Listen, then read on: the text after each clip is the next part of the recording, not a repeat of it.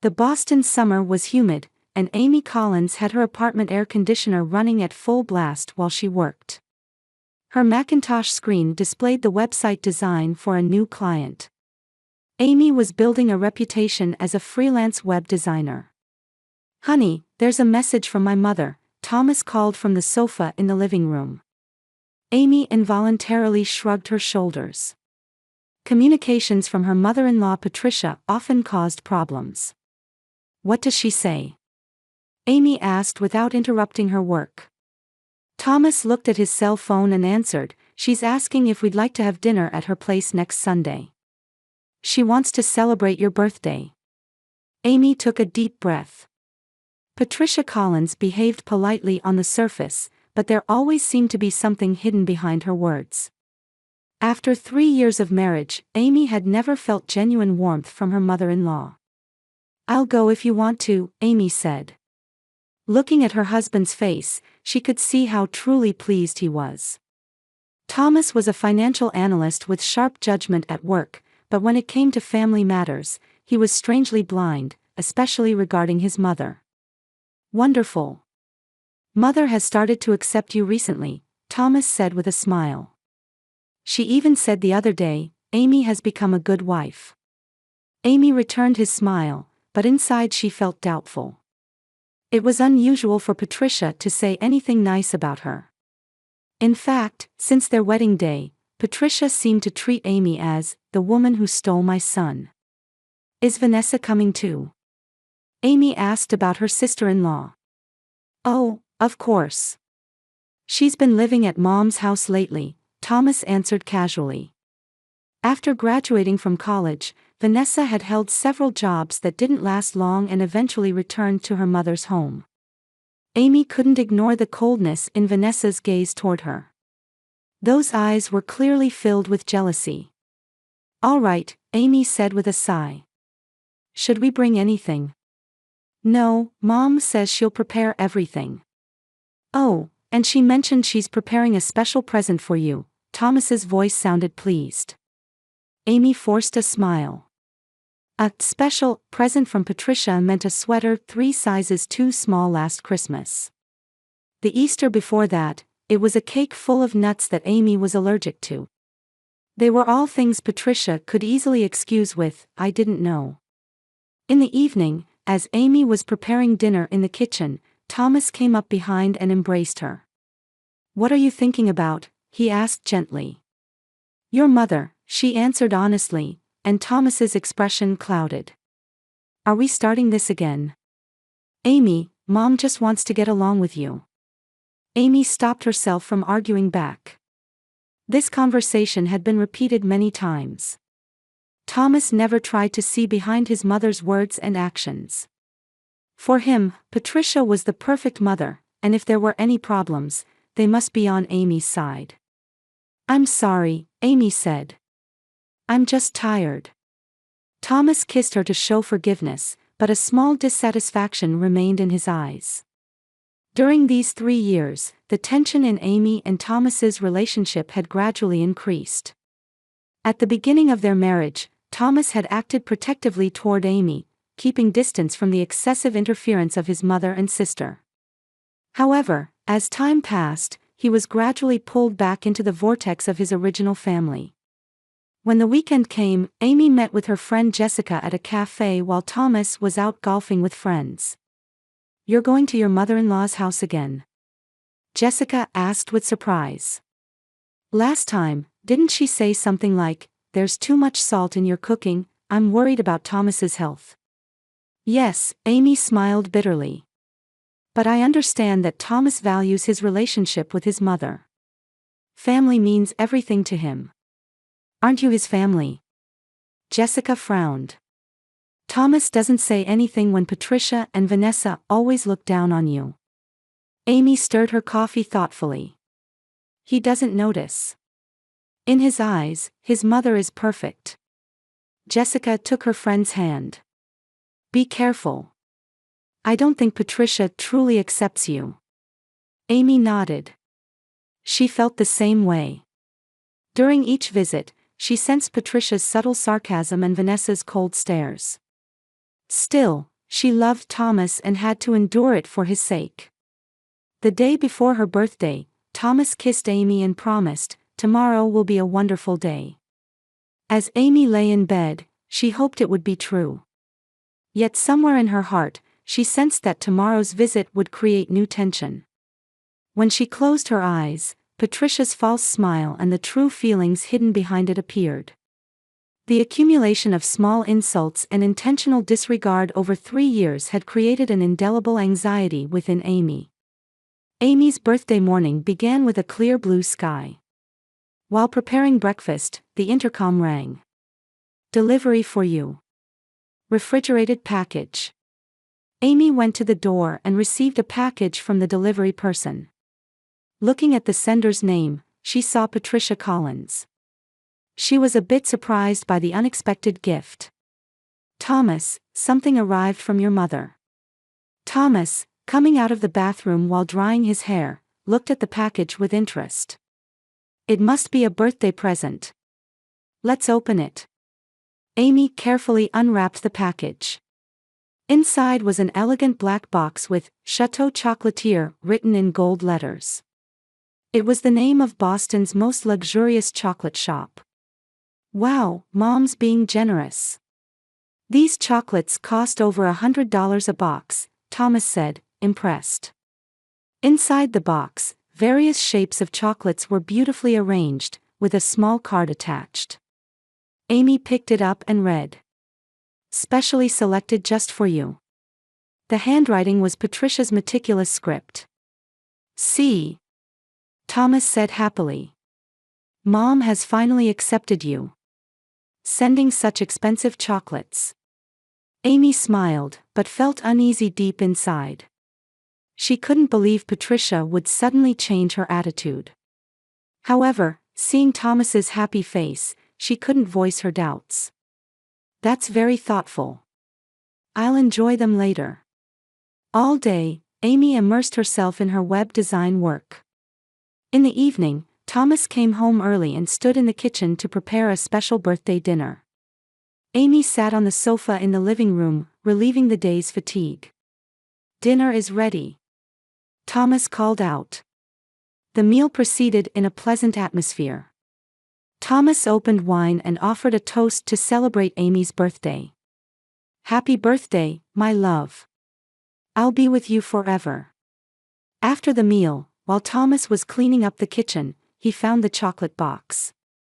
"How about some dessert?" He opened the box and picked one up. "This looks delicious." Amy was tired. "I'm a bit full now. I'll have some tomorrow." "Just one won't hurt, right?" Thomas had already put the chocolate in his mouth. "Wow, this is really delicious." Amy smiled and said, "I'll look forward to trying them tomorrow." "Just one more." Thomas took another. Amy didn't mind and went to take a shower. Exhausted, Amy went to bed early and quickly fell asleep. Thomas was watching TV in the living room, unconsciously eating one chocolate after another. The next morning, when Amy woke up, Thomas was already awake. When she went to the kitchen, he was drinking coffee and reading something. "Good morning, birthday girl." "That ended yesterday," Amy said with a laugh. "I think I'll try those chocolates now." When she went to the living room, she found the empty chocolate box on the table. "Thomas, did you eat them all?" Thomas nodded apologetically. "Sorry, before I knew it, I'd eaten them all. They were really delicious." Amy felt a little disappointed, but it wasn't a big deal. "Well, that's okay. You can buy me more sometime." Just then, the phone rang. The screen displayed Patricia Collins. "Oh, it's your mother," Amy answered the phone. "Hello, Patricia." "Amy, good morning." Patricia's voice sounded brighter than usual. "Yesterday was your birthday. Congratulations." "Thank you." "And the chocolates arrived." "Oh, good," Patricia said happily. "How did the chocolates taste?" "I chose something special." Amy answered with a laugh, "Well, Thomas ate them all." There was a moment of silence on the other end of the line. Then, Amy heard Patricia's voice tremble. "Are you serious?" That tone made Amy suspicious. Patricia's reaction seemed to contain something more serious than mere surprise. "Yes, he ate them all last night. But he said they were delicious." "I see." Patricia's voice was hoarse. "That's unexpected." The conversation ended awkwardly, and right after Amy hung up, Thomas's cell phone rang. Thomas looked a bit unwell but answered the phone. A few minutes later, he returned to the living room. His face was pale, and sweat was streaming from his forehead. "Amy. I got a call from the hospital. I need to go right away, feeling sick." Before finishing his sentence, Thomas rushed to the bathroom and began vomiting violently. With a trembling voice, he said, "Call an ambulance." Amy hurriedly called 911. Meanwhile, Thomas's condition rapidly deteriorated. When she touched his forehead, she felt an abnormal heat. "It's okay, Thomas. The ambulance will be here soon." As the ambulance siren began to sound, Thomas's cell phone rang again. Amy saw it displayed, "Mom." She didn't answer. A strange premonition was spreading in her chest. The siren sound approached, and Amy left the apartment door wide open. The paramedics quickly entered the room and checked Thomas's condition as he lay in the bathroom. "He's showing severe dehydration. He needs N4 immediately," one paramedic said. "How long has he been showing symptoms?" "He looked a bit pale when he woke up, but suddenly got much worse," Amy answered with a trembling voice. "Last night he didn't." Then she remembered the chocolates from her mother-in-law. Thomas was placed on a stretcher, and Amy rode in the ambulance. In the swaying vehicle, she held Thomas's hand tightly. Cold sweat appeared on his forehead, and his face had turned gray. "It's okay, Thomas. We'll be at the hospital soon." When the ambulance arrived at the hospital, Thomas was immediately taken to the treatment room. Amy remained in the waiting room, filling out necessary paperwork. Taking out her cell phone, she saw 5 missed calls from Patricia. Just then, the phone rang again.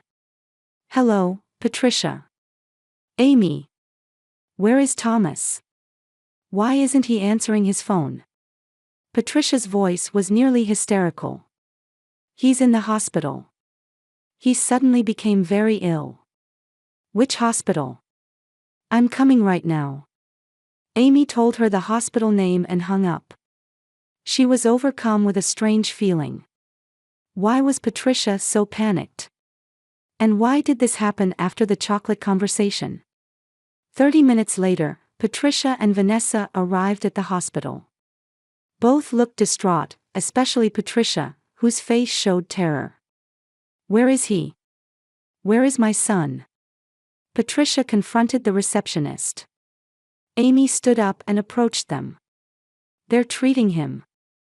I'm waiting for the doctor to come out." When Patricia saw Amy, she flinched for a moment. "What happened? Why suddenly?" "I don't know. He was already feeling unwell when he woke up," Amy said, and after a slight pause, added, "after eating your chocolates." The color drained from Patricia and Vanessa's faces at these words. They exchanged glances, and Vanessa bit her lip. "Chocolates?" Patricia lowered her voice. "He ate all of them." Amy observed their reactions. "Yes, all of them last night. He wasn't feeling well by morning." At this moment, a doctor appeared in the waiting room. "Mrs. Collins? We have the initial test results for your husband." The 3 gathered around the doctor. "He's showing symptoms of severe food poisoning. There's a stronger reaction than usual food poisoning bacteria, so we're conducting additional tests." "Did he eat anything unusual?" Amy remembered the empty chocolate box. "He ate expensive chocolates last night. The box is at home." The doctor frowned. Could you bring that packaging? It might be necessary for testing. I'll get it, Vanessa suddenly volunteered. Tell me your apartment address. Amy, though suspicious, gave her the address. Vanessa quickly left the hospital. Doctor. Patricia turned to the doctor. Is my son going to be all right? We're administering an antidote now, just in case, because the tests are showing some toxin reaction. Toxin? Amy's voice rose. What do you mean?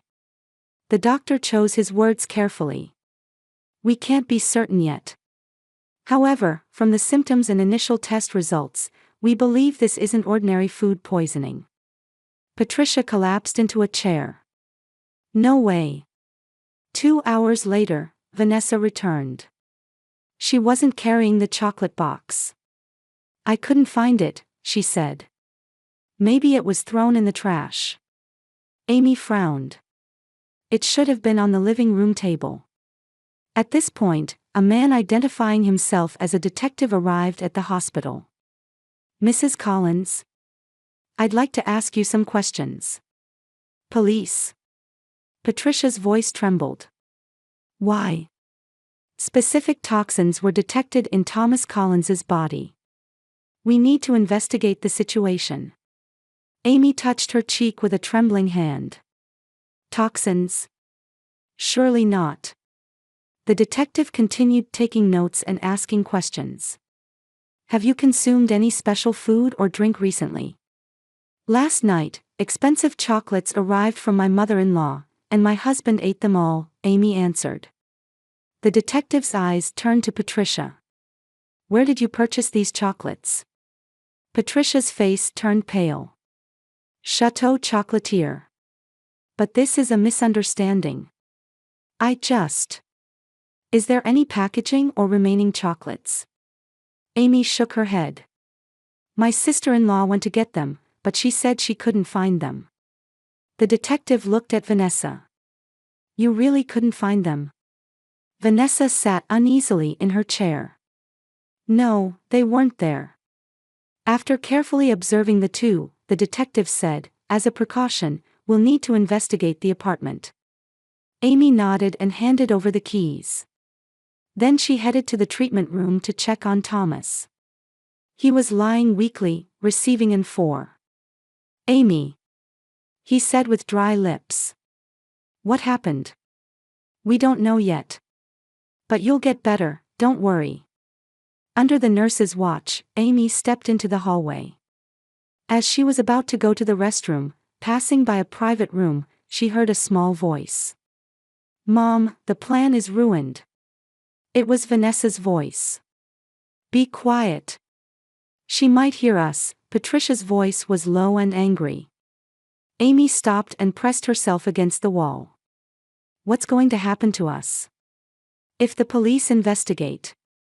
There's no evidence. You disposed of the box, right? Yes, but. Be quiet. Just pretend you know nothing. Thomas will recover. The amount wasn't enough. Amy's chest felt ice cold. She moved away from the spot and returned to the waiting room on shaky legs. The horrifying truth of what Patricia and Vanessa had tried to do was becoming clear. When the detective returned to the hospital, his expression was stern. We've recovered the chocolate box from the trash can. It's been sent to the lab. Amy looked at Patricia and Vanessa. The color of fear spread across their faces. We also found a box from a location other than your apartment's trash can. Ms. Vanessa Collins, from the trunk of your car. Vanessa tried to stand up from her chair, but another officer placed a hand on her shoulder.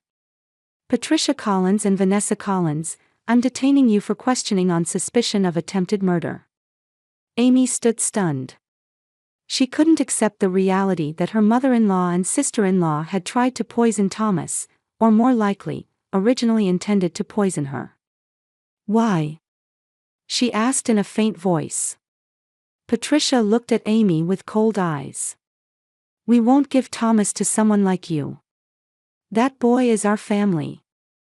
The hospital corridor was cold, and Amy sat in a plastic chair, clutching a coffee cup with trembling hands. Several hours had passed since Patricia and Vanessa were taken away by the police. Thomas was sleeping in the intensive care unit, and the doctors had informed her that his condition was stable. The dangerous period seemed to have passed. Amy closed her tired eyes and recalled past events. Since her marriage, she had experienced numerous unexplained illnesses. She often felt headaches or nausea, especially after visiting her mother-in-law's house. At the time, she thought it was just stress, but now a different possibility emerged. Her cell phone rang, displaying "Jessica" on the screen. "Amy, are you okay? I saw on the news that your husband was rushed to the hospital because of poisoning." Amy explained the situation to Jessica. Jessica worked at a law firm and was a friend who could calmly respond to such situations. "What are the police saying?" Jessica asked. "They're questioning Patricia and Vanessa on suspicion of attempted murder. Apparently, traces of arsenic were detected in the chocolates." A sharp intake of breath could be heard from Jessica on the other end of the line. "Amy, this is really serious. I'm coming over right now. Until then, don't talk to anyone." An hour later, Jessica arrived at the hospital. She began analyzing Amy's situation with professional eyes.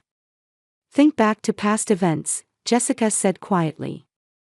"Has Patricia ever offered you food or drink? Especially just to you?" Amy thought hard. "Now that you mention it, at the party after our wedding, she brought special wine and poured it only in my glass. Afterward, I became terribly ill and couldn't even participate in the wedding photo session. And then, at Christmas, she gave me special cookies, just for me. After eating them, I was bedridden for 3 days. But I thought it was food poisoning." Jessica was recording in her notebook. "Anything else? Any potential evidence?" "I don't know, but 2 weeks before Thomas was hospitalized, his work insurance changed. He said he had enrolled in a better life insurance policy." Jessica's face tightened. "Who are the beneficiaries?" "Me, and Thomas's mother, I think. He said, if anything happens, both of you will be secure." Jessica stood up. "Amy, this is clearly premeditated. You need to tell the police everything." That night, Amy told the detective all her suspicions. The detective nodded as he listened and promised, "We'll investigate." A week later, Thomas was allowed to be discharged.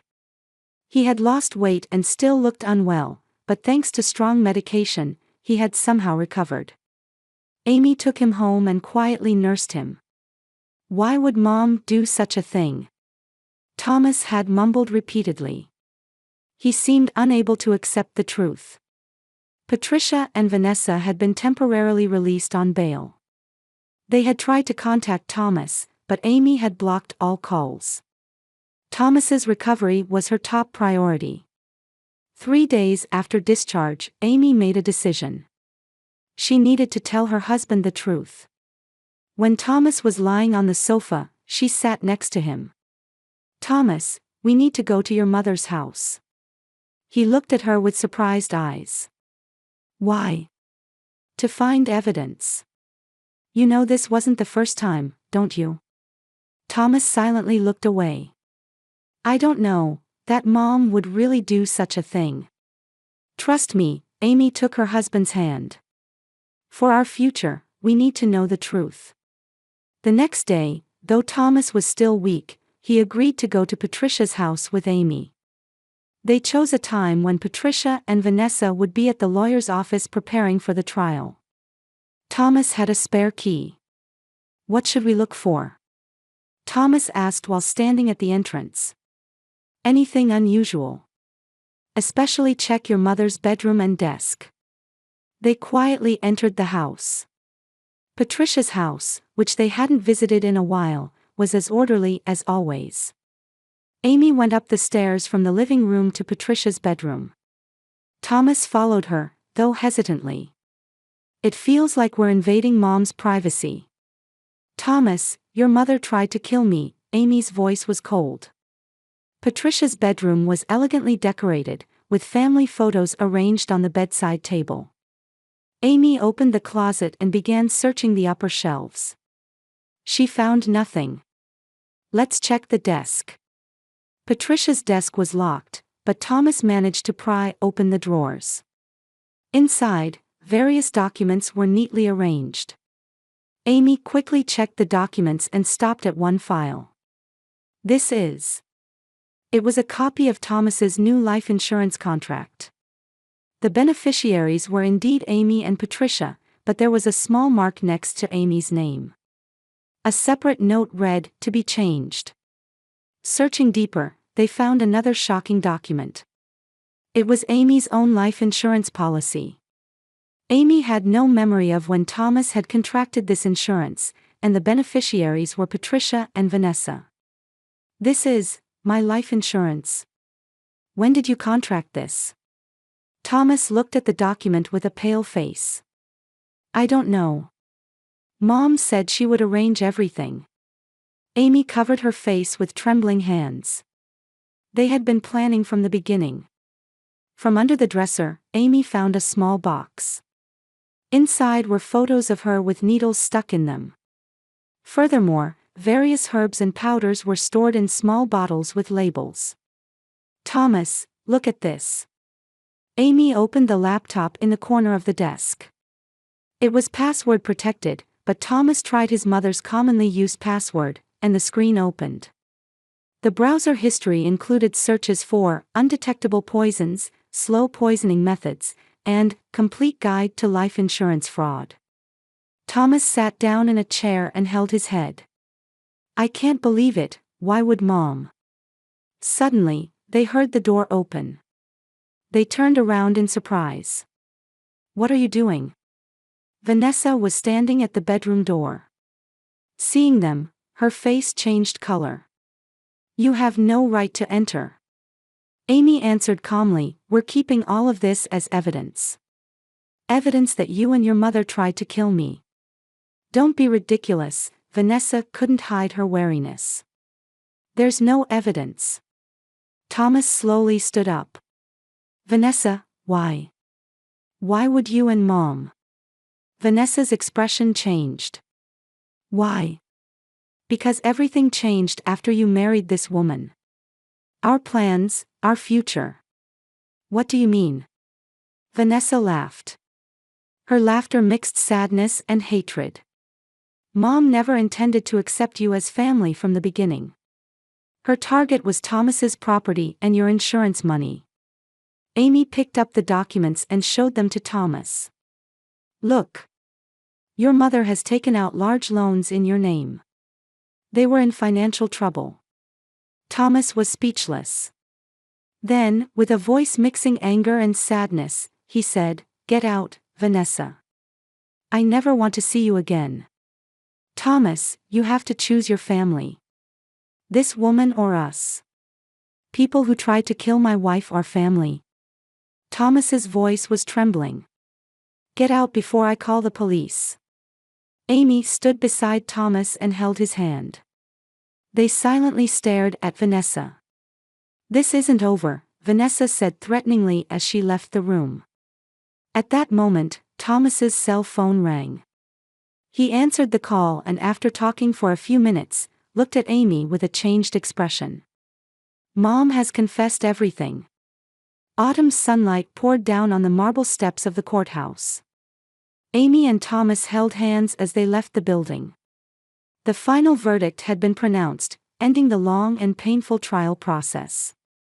Patricia Collins received a 5-year prison sentence for assault and conspiracy. The crime of deliberately preparing poison and repeatedly endangering Amy was severe. Vanessa, on the other hand, admitted her guilt as an accomplice and received a 3-year suspended sentence. Her lawyer's argument that she had acted under her mother's influence was accepted. It's over, Amy said, exhaling deeply. Thomas pulled her shoulder close. Yes, we can finally move forward. Getting into the car, Thomas began driving toward the suburbs. They had decided to establish a new home in a small town in Connecticut, away from Boston. It was a fitting place for a new beginning.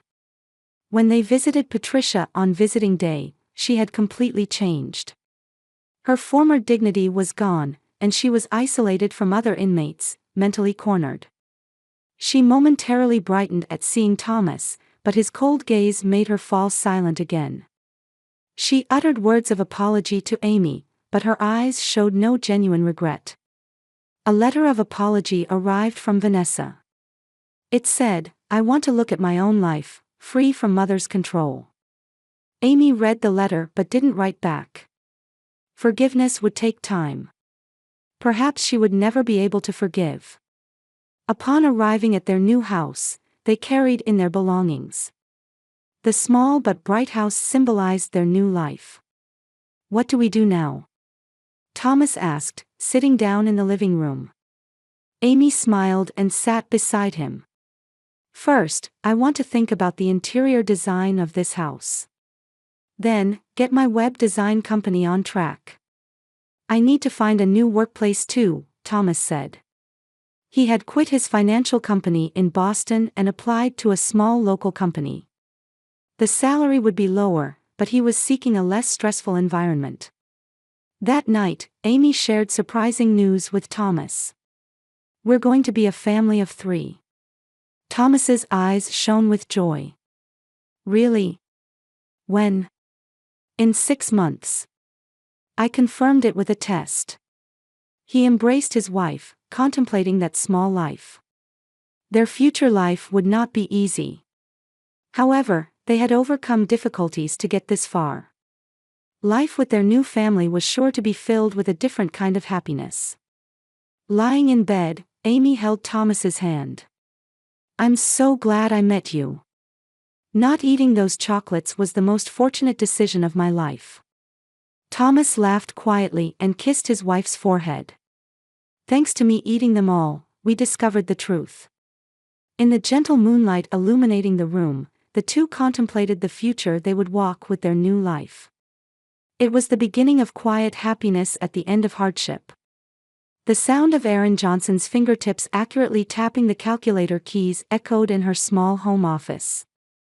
As a single mother, she glanced at the clock while making final adjustments to a client's year-end financial statement. She had to pick up her son Noah from school in 30 minutes. "Mom, aren't you done yet?" 10-year-old Noah peeked into the room. His bright brown hair and big blue eyes resembled his father's. Erin smiled and picked up her coffee mug. "I'll be done soon.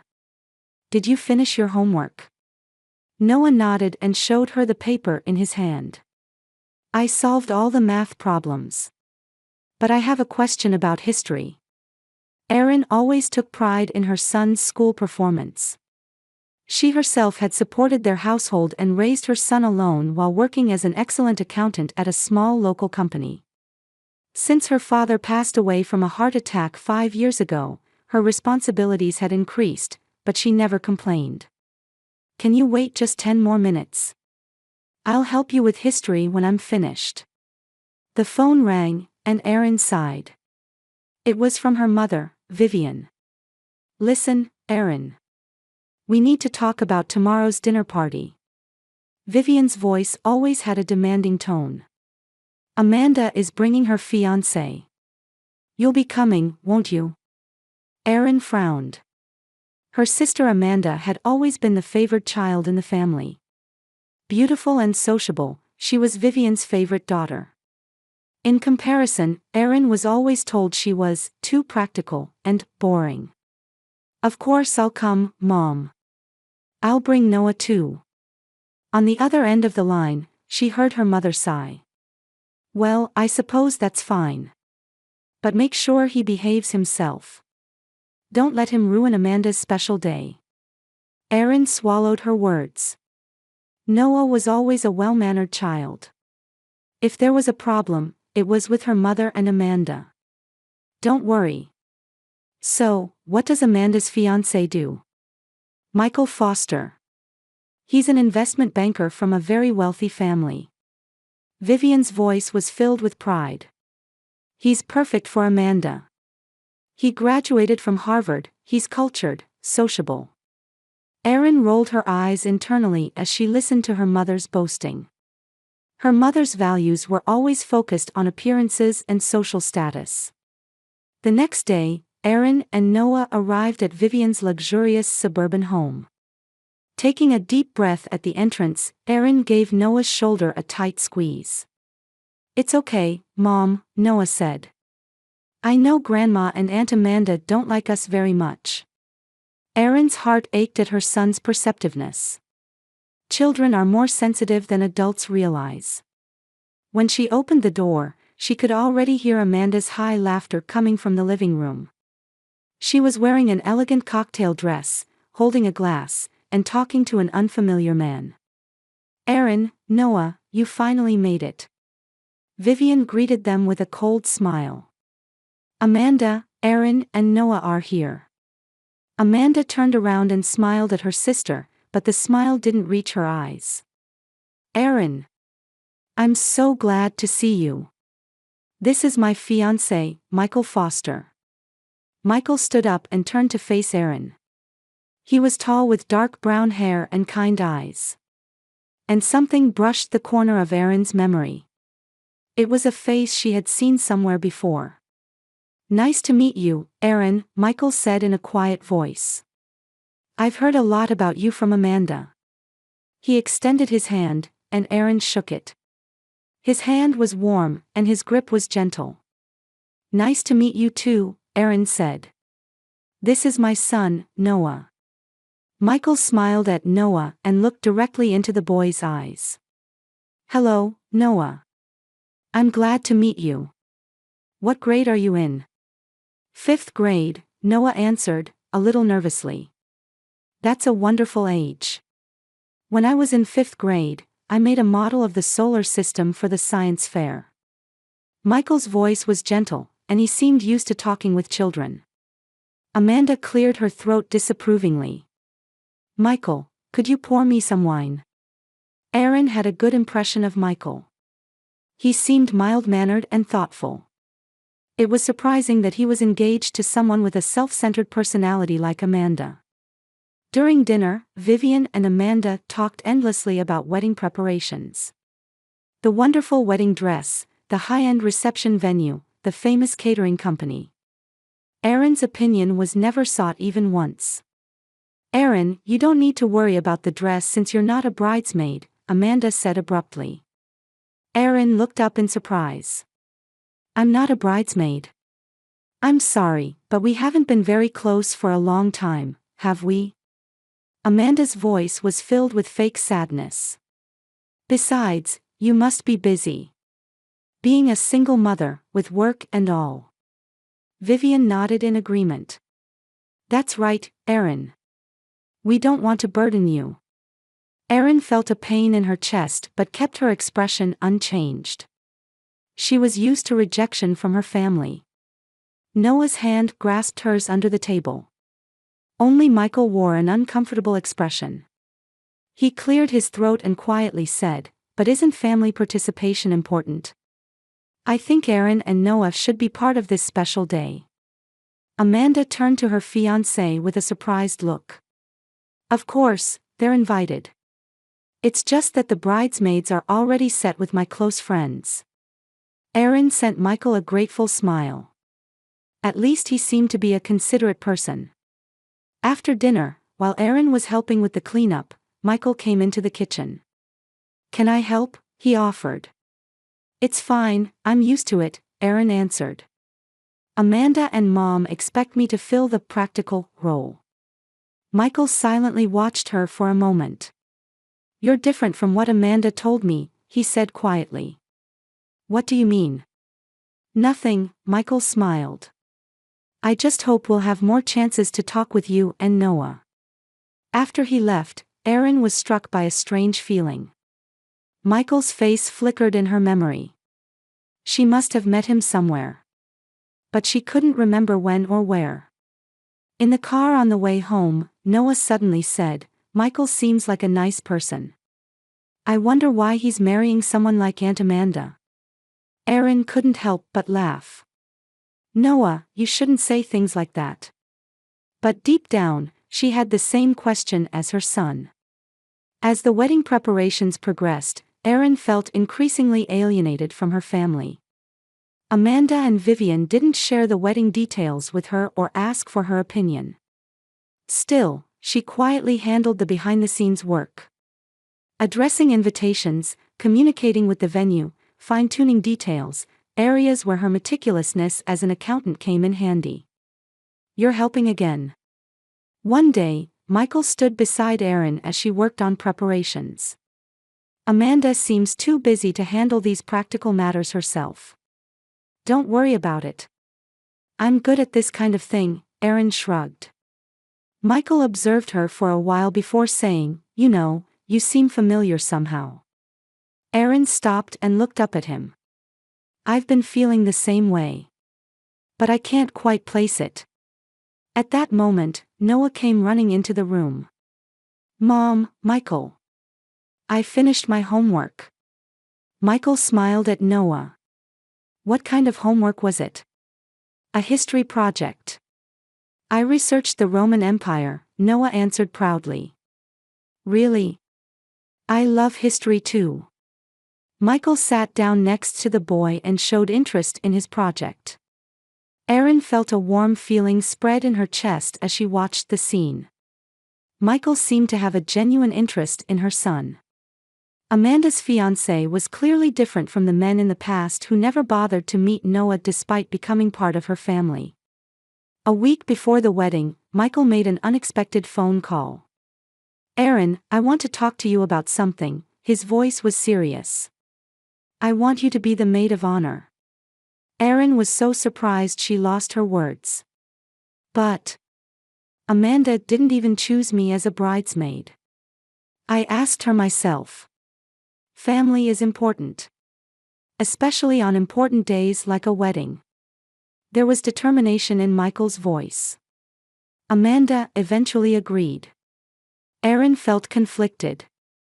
She doubted her sister was truly happy about it, but she was filled with gratitude for Michael's warm gesture.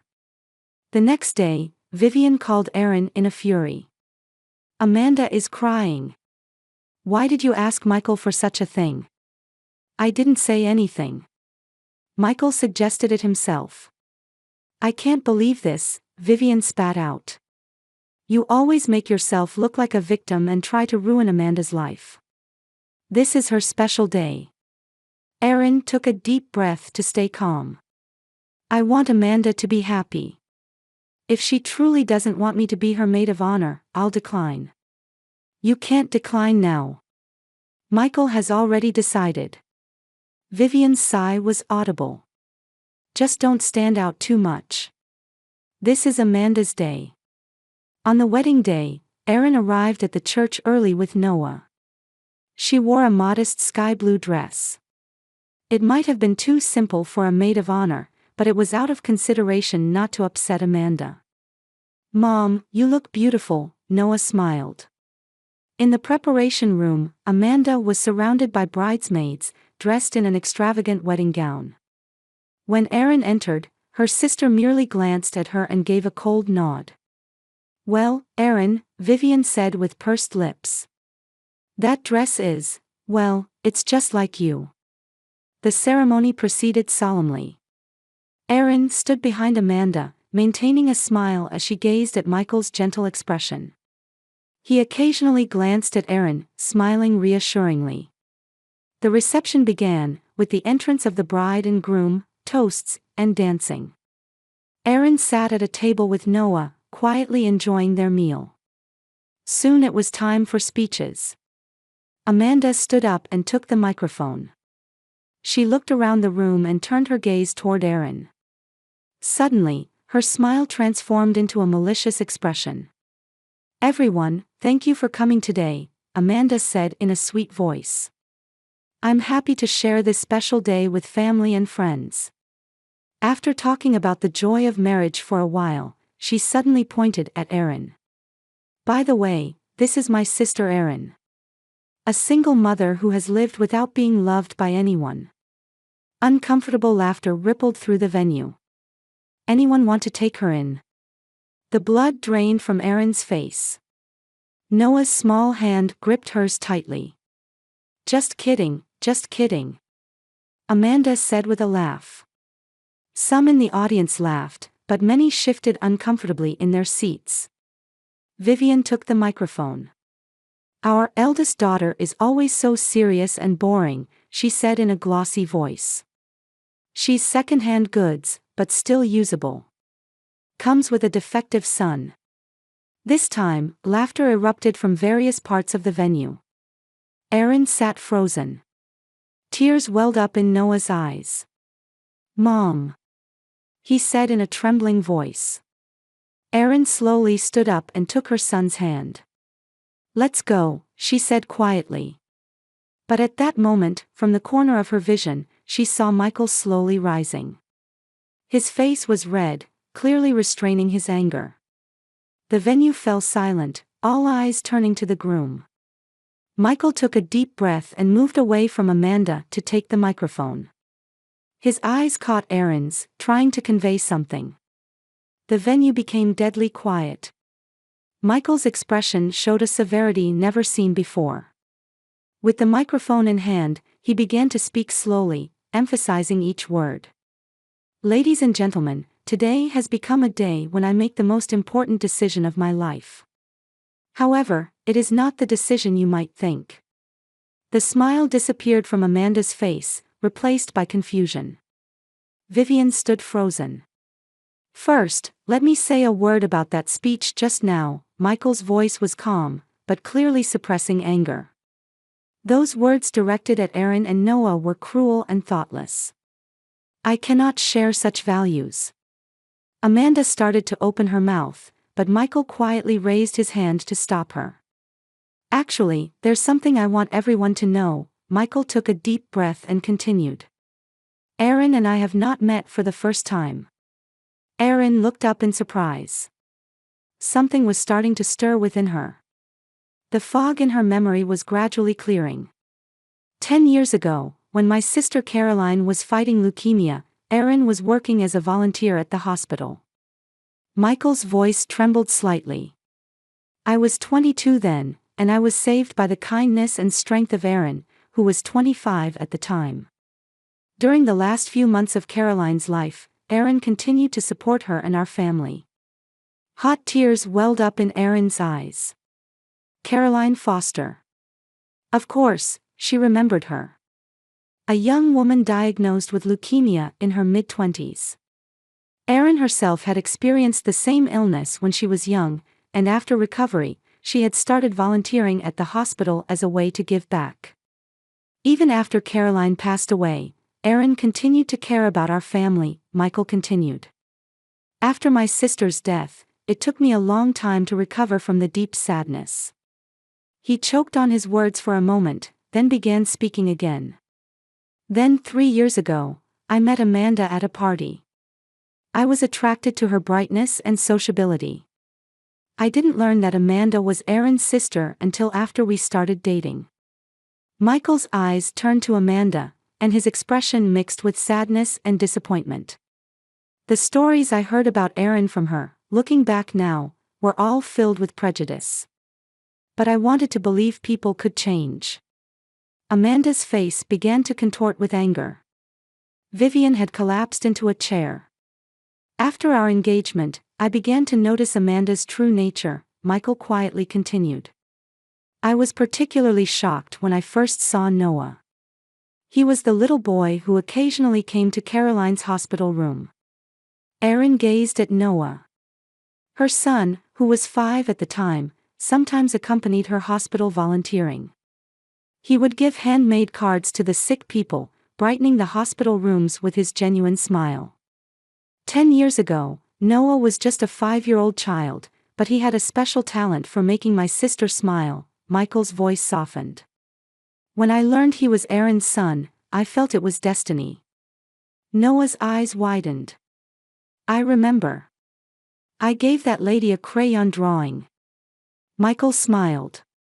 That's right, Noah. Caroline treasured your drawings until the very end. Michael's expression tightened again. During our engagement, I had doubts about Amanda's and Vivian's cold and self-centered personalities. Especially their attitude toward Aaron and Noah. But I was hoping they would change. Today's speech has completely shattered that hope. Michael slowly removed his wedding ring.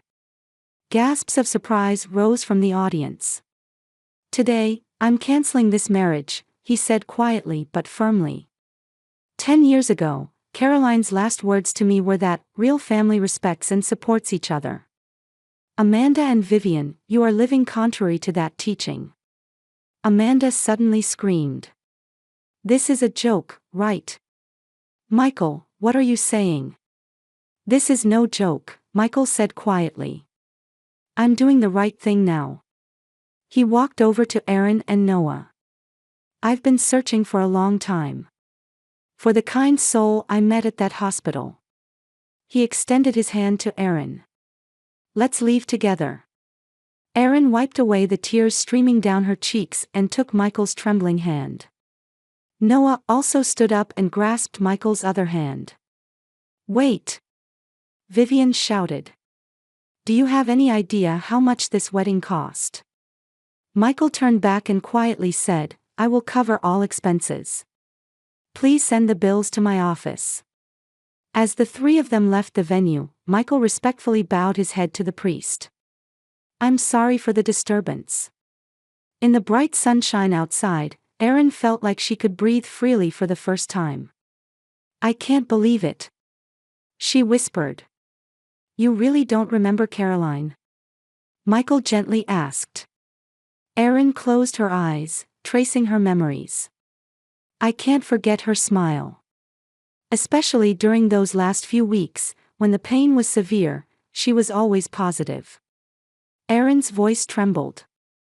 But honestly, I didn't remember much about you.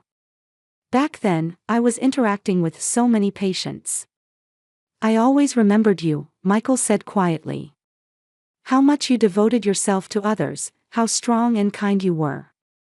After my sister passed away, I tried to find you, but I didn't know your contact information.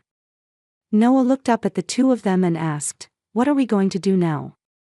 Michael placed his hand on the boy's shoulder. How about we have a quiet meal somewhere? And, let's talk about what happens next. Erin smiled. In her heart, a door that had been closed for a long time was slowly beginning to open.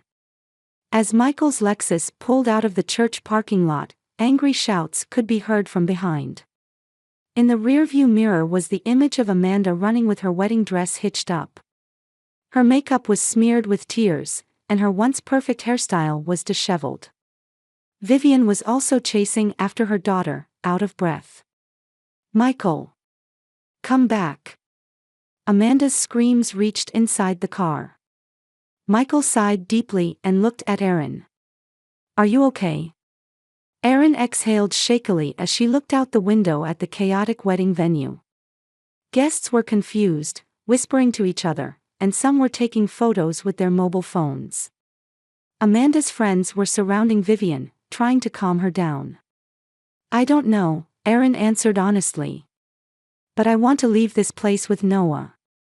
Noah was quiet in the back seat, but his eyes still showed traces of tears. Mom, are you okay? He asked in a small voice. Erin turned back and smiled at her son. I'm fine, Noah.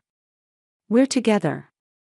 Michael parked the car at a small restaurant along the coast. From the terrace seats, they could see the calm sea, and the evening sky was tinged with gold. The three sat in silence for a while, staring at their menus. There were too many emotions to put into words. I'm sorry, Michael broke the silence. For creating this situation. Erin shook her head. You have nothing to apologize for. Rather, thank you for protecting us. She turned her gaze to her son. Especially Noah. I'm fine, Noah said. His voice was trying to be strong, but his small hands were visibly shaking. I know what Grandma and Aunt Amanda said isn't true. Michael gently placed his hand on Noah's shoulder. You're a special child, Noah. Do you know how much Caroline looked forward to your visits? She called you her little son. Noah's face brightened. Really? Yes, it's true, Aaron also smiled. Caroline's face always lit up when you came. Their food was served. Aaron ate with a sense of security she hadn't felt in a long time. Michael's quiet presence was strangely comforting. Michael, tell me, Aaron hesitantly asked. Why did you get engaged to Amanda? Did you really love her? Michael thought for a moment before answering honestly. At first, I was attracted to her brightness. After losing Caroline, my world had sunk into darkness. Amanda was full of energy, and being with her made everything around me seem brighter. He continued, turning his water glass. And when I learned she was your sister, I felt something like fate. Even if I couldn't remember you, maybe I felt some connection. Michael smiled ruefully. But as time passed, I realized Amanda's brightness was superficial. She constantly sought attention and lacked compassion. Especially toward her family. Yet you still plan to marry her? Aaron asked curiously. Michael shrugged embarrassedly. I believed people could change. I tried to see her good side. And... He hesitated. And... To be honest, it was difficult to change a decision once made. The expectations from others were also high. Michael looked up and gazed at Aaron. But today, seeing you and Noah treated that way, I couldn't ignore it anymore. I had to follow my true feelings. His mobile phone rang, and Amanda's name appeared on the screen. Michael sighed and ignored the call. But it soon started ringing again. Maybe you should answer it, Aaron suggested. Michael reluctantly answered the phone. Amanda's shouting voice leaked from the speaker. Aaron and Noah tried to focus on their meal, but they could hear Amanda's fierce accusations. Michael responded in a calm voice, though occasionally showing a tired expression. Amanda, I've made my decision, he finally said firmly. Let's talk through lawyers tomorrow. Don't contact me again tonight. After hanging up, a heavy silence fell. Sorry, Michael said apologetically. Aaron shook her head. Don't apologize. This situation is complicated, isn't it? Where are we now? Noah suddenly asked. The adults exchanged smiles at his innocent question. Now? Michael considered. Maybe at the beginning of a new path. After dinner, Michael drove Aaron and Noah home. Stopping the car in front of the apartment, he walked with Aaron to the entrance. Thank you for everything today, Aaron said quietly. The moonlight dyed her hair silver. Thank you too, Michael looked straight into her eyes. Can I see you again tomorrow? The three of us. Aaron smiled. Yes, of course. Mom, ask Michael. Noah suddenly appeared at the entrance. He said he'll tell me all about Caroline. Michael laughed. Of course, Noah. I promise. Aaron stood at the entrance, watching Michael return to his car. As he turned back and smiled at her, a warmth spread through her heart. Upon entering the apartment, there were several angry messages from Vivian on the answering machine. Aaron. How could you do this to us? Amanda is hurt. You brainwashed Michael, didn't you? Aaron sighed and deleted the messages. Noah, take a bath. You have school tomorrow. Mom, Noah tugged at Aaron's sleeve. Do you like Michael? Aaron was surprised by her son's straightforward question. I don't know him well yet, Noah. But he seems like a good person. I like him, Noah said with conviction. He's Caroline's brother, and he protected us. And he was watching your smile. Erin stroked her son's head. You're very observant. That night, after Noah had gone to bed, Erin was looking out the living room window. There was a mixture of confusion and hope in her heart. Her cell phone rang with a message from Michael. Did you get home safely? Is Noah okay? Erin smiled as she replied, We're both fine. Thank you. A reply came immediately. I'm glad. Good night, Erin. How about coffee after you drop Noah off at school tomorrow? Erin felt her heart beat faster. Yes, that would be nice. Good night, Michael. She held her phone to her chest and exhaled deeply. The family rift, the wedding chaos, and this unexpected reunion. Everything was unfolding rapidly. But strangely, a peace she hadn't felt in a long time filled her heart. 1 year later in autumn, with the beautiful maple leaves changing color, Erin was hanging the sign for her new accounting office in Maple Park. The words, Johnson Financial Services, gleamed in the morning light. The small business she had started with Michael's encouragement and support had gained a local reputation in just a few months. Mom, hurry up. We'll be late for school. Noah called out energetically. Now 11 years old, he had grown taller and wore a confident expression.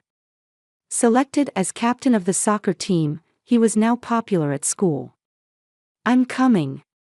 Erin smiled at him. The changes in life were evident in her as well. Her shoulder-length hair had regained a healthy shine, and there was a light of confidence in her eyes. I'll drive him, Michael poked his head out from the entrance of their new home. Since last Christmas, the three had been living together. They weren't engaged yet, but their bond deepened day by day. But don't you have an important meeting today? Erin asked worriedly. Michael shrugged. Being 30 minutes late won't end the world. It's Noah's important day. They stopped by a small cemetery in the center of the city. After placing fresh flowers on Caroline's grave, the three quietly put their hands together. I kept my promise, sis, Michael whispered softly. Erin held his hand, and Noah placed a small stone on the gravestone. It was a special custom between Caroline and Noah. I still feel like she's watching over us, Noah said quietly. Erin leaned against Michael, resting her head on his shoulder. Thank you, Caroline, she said in her heart. A few miles away, Amanda was packing her belongings from her luxury apartment. After the wedding scandal, she had gradually become estranged from society, and her former friends had drifted away. Especially after Vivian tried to file a lawsuit, even after Michael had paid for all the wedding expenses, she lost her last supporters. Amanda was preparing to move to a small apartment. She could no longer maintain her lavish lifestyle and had to learn to live within her own income for the first time. The same was true for Vivian. Her friends avoided her, and her life full of vanity gradually became a lonely one. Occasionally, she tried to contact Erin, but always received a cold response. She was finally beginning to understand that her actions had created an irreparable rift. On Christmas Eve evening, Erin, Michael, and Noah were relaxing in front of the fireplace. Noah was already asleep, dreaming of waiting for presents. Michael quietly took a small box from his pocket. Actually, I have something I want to give you. Erin stared at the box in surprise. When she opened it, there was a beautiful emerald ring. This is. It was Caroline's, Michael said quietly. She said, when you meet someone truly special, give this to her. Tears welled up in Erin's eyes. Really? You and Noah have brought light to my life, Michael took her hand. Will you marry me? Let's become a real family. A real family is connected not just by blood, but by heart, Erin smiled, speaking Caroline's words. Yes, she answered. We're already a family, aren't we? Outside the window, snow had quietly begun to fall, as if announcing a new year and a new beginning.